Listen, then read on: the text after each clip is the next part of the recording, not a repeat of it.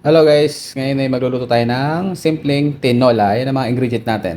Sibuyas, bawang, sili, manok, daong sili, at of course, papaya. Okay, panggisa natin butter guys.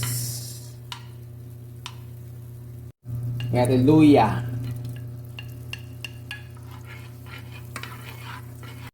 bawang. Ngayon natin ang bawang. Of course, lagay natin ng sibuyas.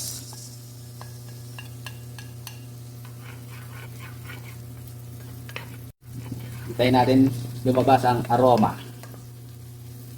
Of course, next natin yung manok. Isangkot siya natin mabuti yung manok. Ginamit ko manok lang guys, yung mga mix. Any part ng manok pwede naman. Takpan natin. Ayan, balik rin natin guys. Ang kabilang side naman ng ating lutuin. Ayan, of course, lagyan natin ang magic sarap.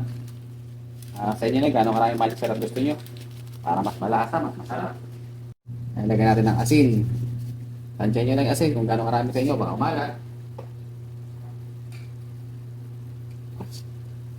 At syempre, yung ating paminta.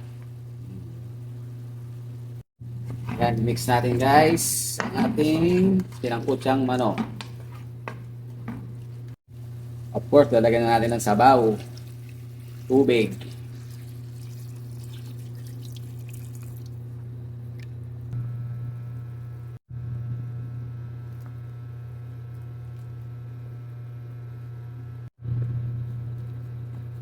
Kaya pakuluin ngayon uli natin siya para lumambot yung ating papaya. At syempre, yung pampasarap sa ating tinola, sili.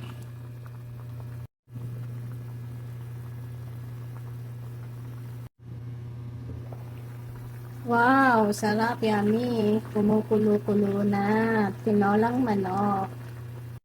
Ayan, of course, malambot na yung ating papaya. Lagay na natin yung ating pampasarap lalo sa ating lutuin. Kita nyo naman. Oh, sariwang-sariwa ang ating mga dahon. Legit lang mga kala nyo kung anong dahon yan.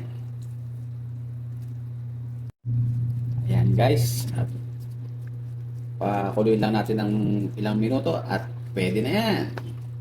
Ayan guys, tikman natin ngayon ating tinola kung masarap.